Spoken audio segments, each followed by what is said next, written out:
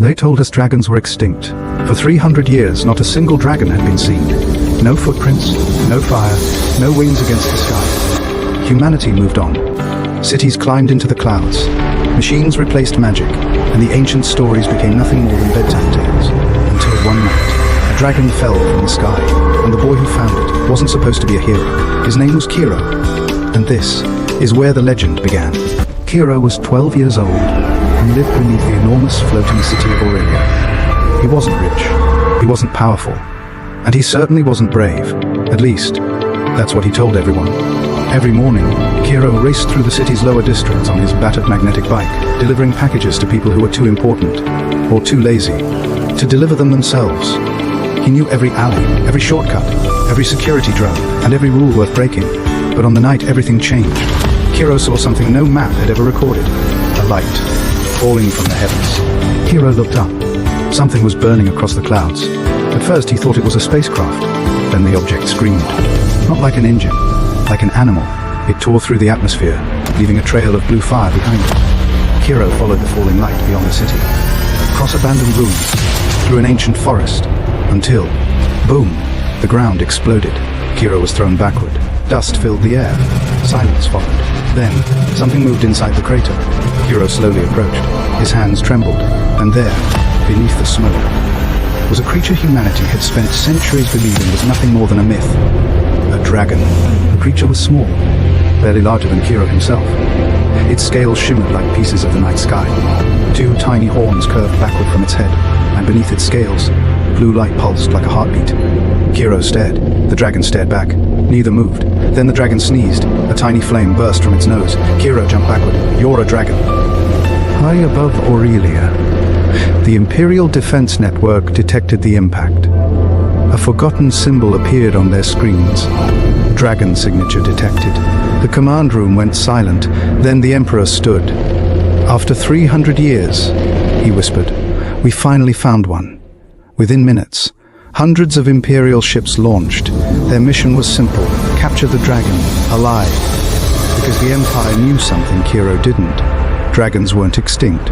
They had been hiding, and the last surviving dragon wasn't merely a creature. It was a weapon capable of destroying worlds. Kiro screamed. The dragon laughed, or at least, Kiro hoped that was laughter. They shot between skyscrapers, dodged drones, sliced through clouds. Then the dragon climbed, higher, higher, until the floating city disappeared beneath them. Kiro opened his eyes. The world stretched endlessly below. For the first time, he wasn't looking up at the sky, he was flying through it. Then the dragon suddenly stopped. Kiro looked ahead, floating above the clouds. Something impossible. An enormous ancient city, built into the remains of a colossal dragon skeleton. Kiro whispered, "What is this?" The dragon growled, and somewhere inside the forgotten city, something answered.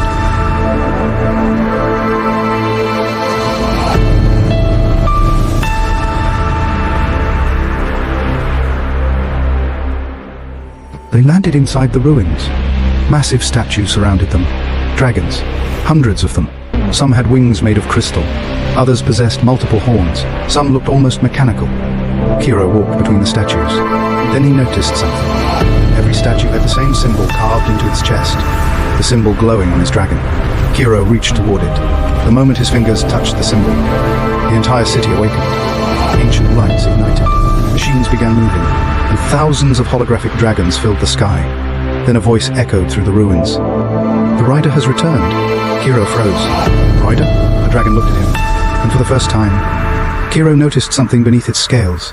A symbol identical to the one glowing on his own wrist. Kiro wasn't chosen by the dragon. He was chosen before he was even born. His ancestors had been dragon riders, guardians who protected the balance between humanity and the dragons. But 300 years ago, the Empire betrayed them. The dragons disappeared. The riders were hunted. Their history was erased. Until now. Kiro stared at the ancient recording. A warrior appeared. His face looked exactly like Kiro's. The recording spoke. "If you're seeing this, the dragons have returned." Kiro stepped backward. "No."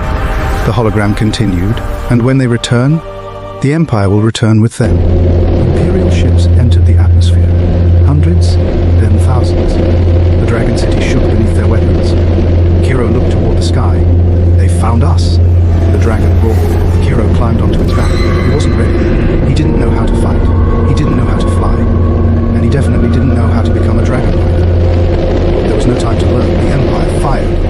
sky exploded. Kiro grabbed the dragon's horns. Go! The dragon launched forward. They tore through the battlefield, dodging missiles, crashing through enemy formations, flying between enormous warships. And then, the dragon opened its mouth. Kiro saw blue light gathering inside it. His eyes widened. Wait! The dragon unleashed a massive beam of celestial fire. An Imperial battleship split in half. Kiro stared. You could do that? The dragon roared proudly.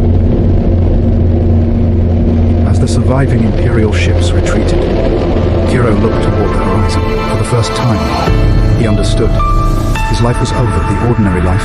The deliveries, the streets, the small apartment, the boy nobody knew was gone. Something else had begun. He placed his hand against the dragon's glowing scales. What do I call you? The dragon looked at him. A symbol appeared in the sky. One word. Astra. Kiro smiled. Astra.